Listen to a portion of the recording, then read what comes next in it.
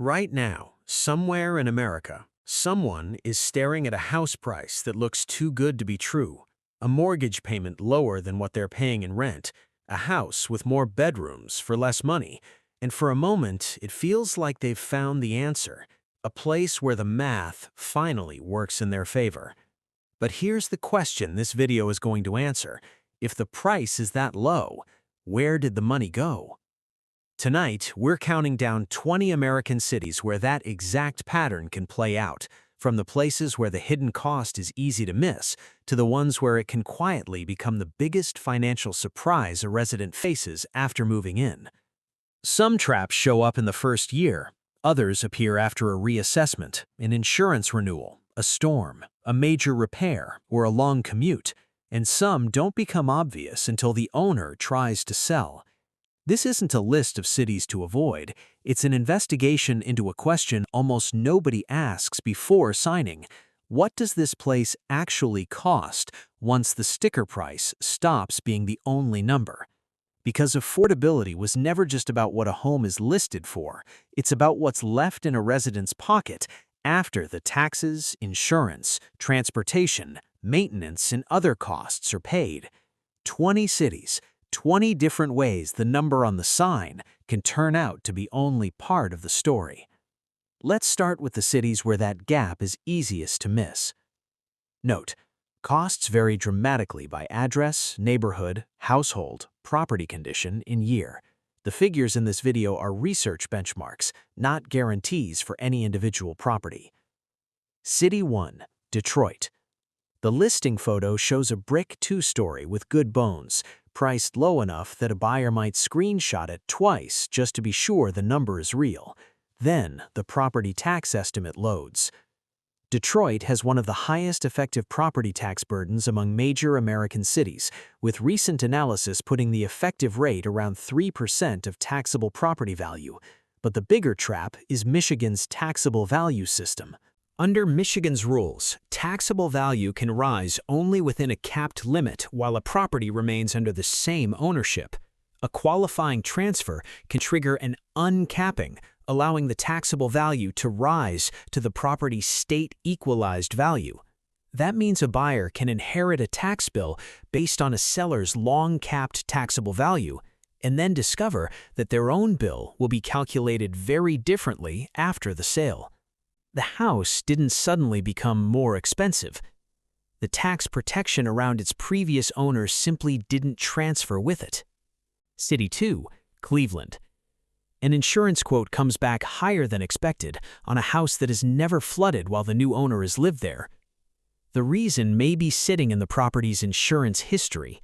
CLUE, one of the industry's major claims databases, can contain up to 7 years of homeowners' insurance claims. A previous owner's claim can therefore become part of how an insurer evaluates the property before the new owner has ever filed one.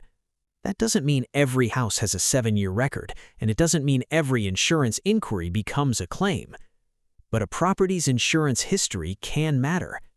The house may be cheap, its history can still affect what it costs to insure. Neither of those costs appeared in the listing.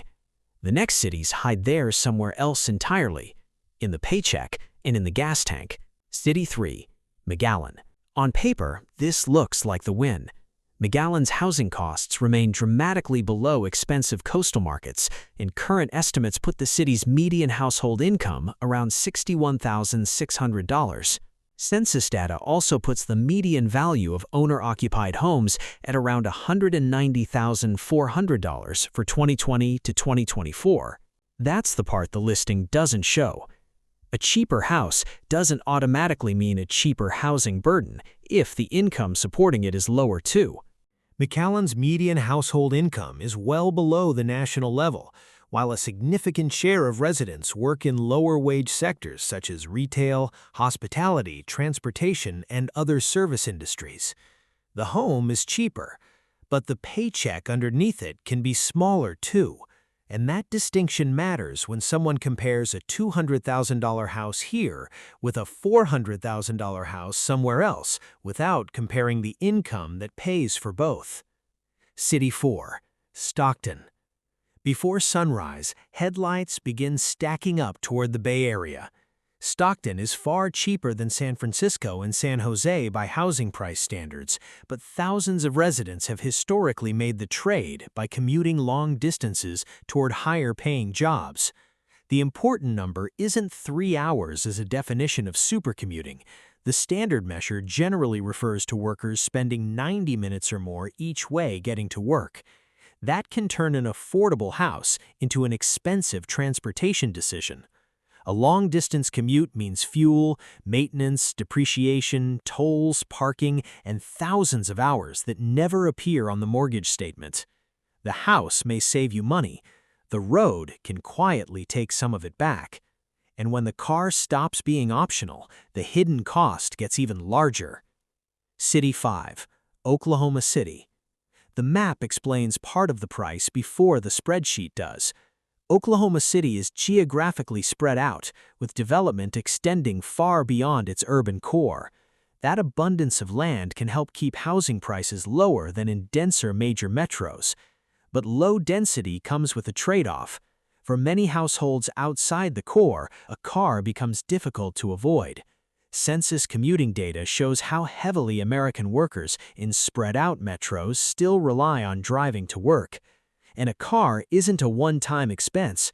AAA's 2024 study put the average annual cost of owning and operating a new vehicle at $12,297, or about $1,025 a month. That figure includes depreciation, finance charges, fuel, insurance, maintenance, and other ownership costs. For a two-earner household with 2 vehicles, the transportation budget can become enormous. The cheap house didn't disappear, but part of the money it saved you may have simply moved into the driveway. City 6, Jacksonville. Jacksonville shows the same trap at a much bigger geographic scale. The consolidated city covers more than 870 square miles, making Jacksonville the largest city by land area in the contiguous United States. That means a home can be affordable, partly because there is simply more land to build on. But distance has a price. For many residents, getting to work, shopping, schools, and services means driving across a city that can take a surprisingly long time to cross.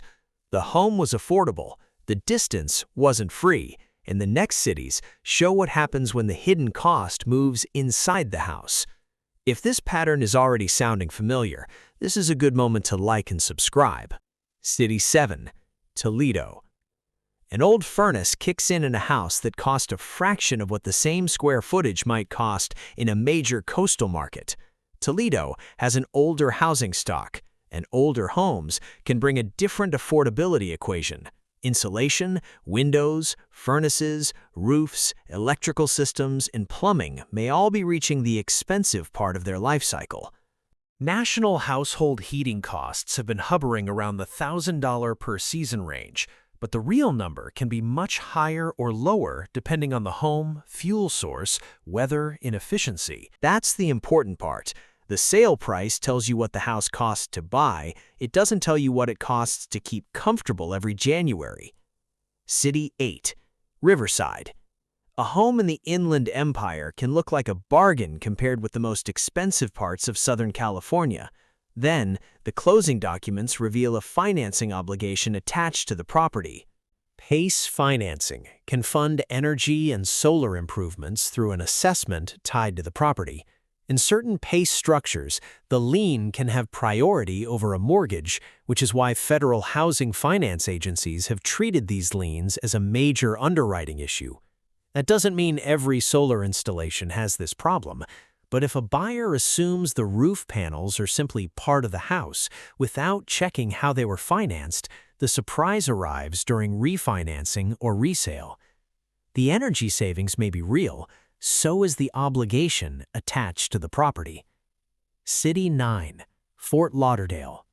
An older oceanfront condo is priced low enough to make a buyer wonder what everybody else knows. Then the building's inspection and reserve records arrive. Florida requires qualifying condominium and cooperative buildings of 3 or more habitable stories to undergo milestone structural inspections, generally beginning around 30 years after occupancy, with a 25-year trigger possible in certain locations. The inspection itself doesn't automatically create a special assessment, but if it uncovers major structural work and the association doesn't have enough reserves, owners may face large assessments or sharply higher dues to pay for the repairs. And financing can become harder when a building has serious structural, reserve, or assessment problems. That's why two condos with almost identical views can have radically different prices. The cheap one may not be cheap.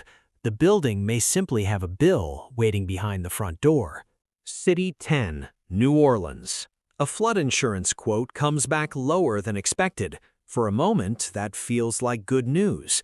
But FEMA's Risk Rating 2.0 changed how flood insurance premiums are calculated, moving away from the old system that relied heavily on flood zone categories and toward property-specific risk factors. The flood zone still matters for things like mandatory insurance requirements, but it no longer tells the whole pricing story. And most national flood insurance program policies are subject to statutory limits on annual premium increases, generally capping increases at 18% for most policyholders. So the cheap quote you see today isn't necessarily the number you'll still be paying years from now. The risk didn't disappear. The pricing simply became more complicated. City 11, Lake Arrowhead.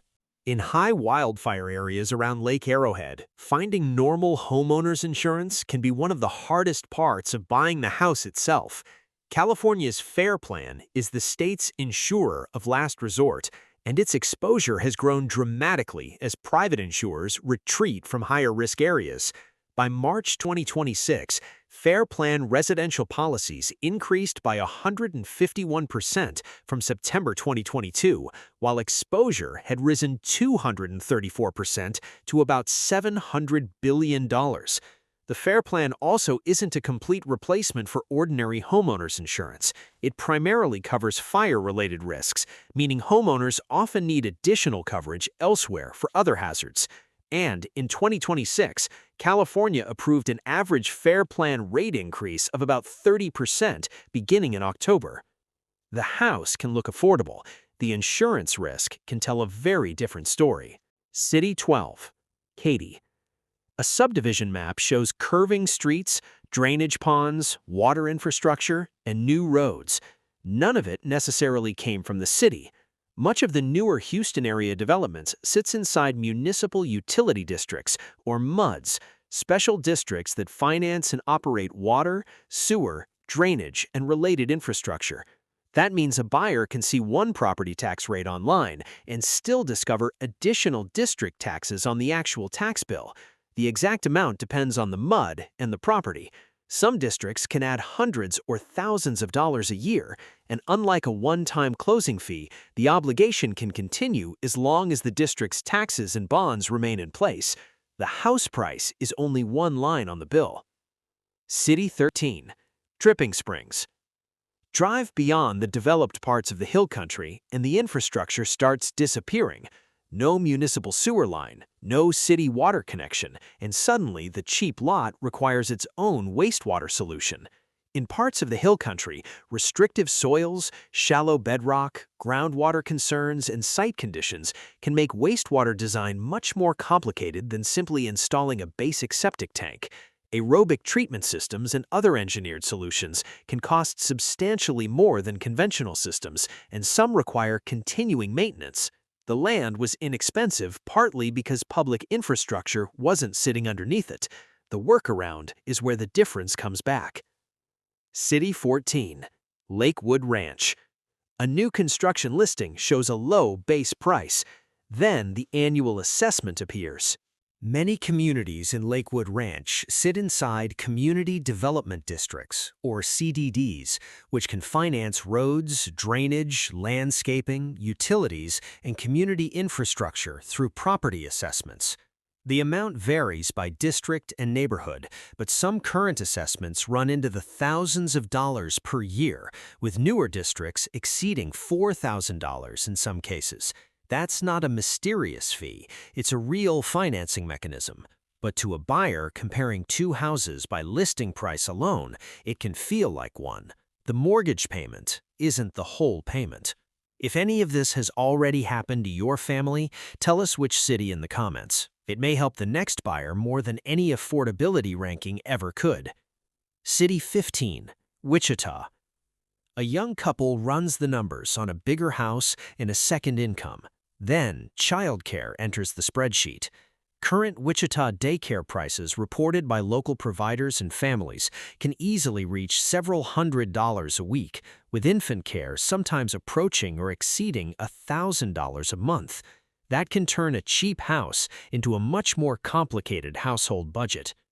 Because the cost of a city isn't just what the mortgage takes, it's what the city requires you to spend in order to keep earning the income that pays the mortgage. A cheap home buys space. It doesn't make the rest of life cheap. City 16, Fort Scott. For years, Fort Scott's problem wasn't the price of housing, it was access to health care. The community went without a full hospital after 2018, and its remaining emergency department later closed.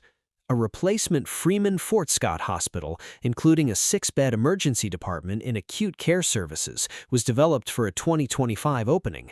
That history matters because healthcare access is part of the real cost of living somewhere. A house can be cheap because demand is weak, and demand can be weak because residents have fewer services close by.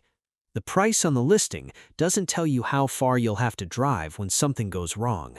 City 17, Pine Bluff.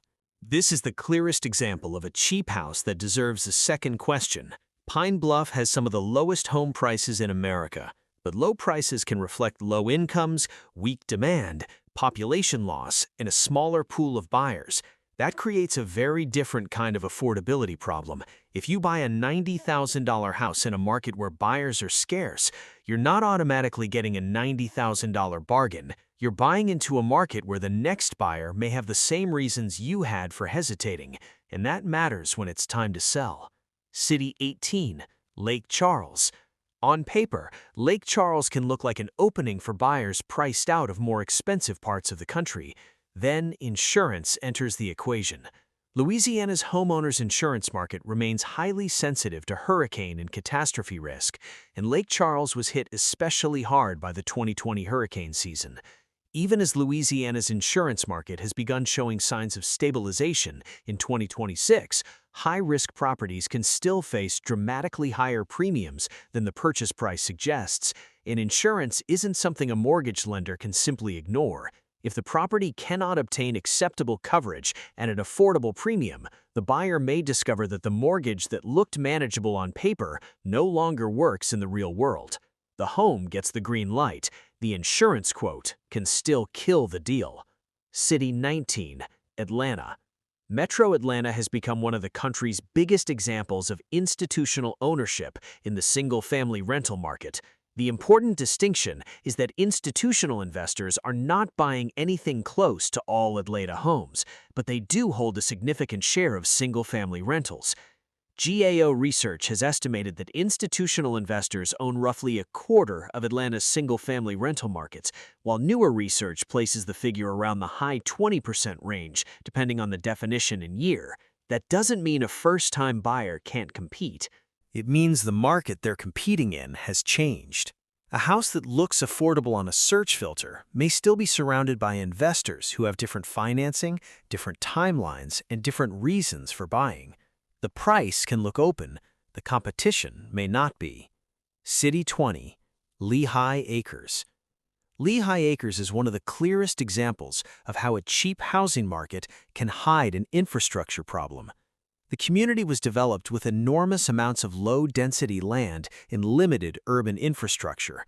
During the Florida housing boom, the broader Fort Myers area market reached extraordinary prices before collapsing during the financial crisis.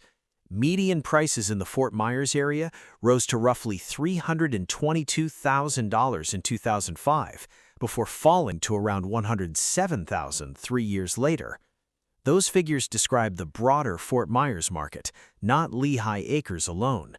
But Lehigh Acres was deeply tied to that same boom and bust cycle.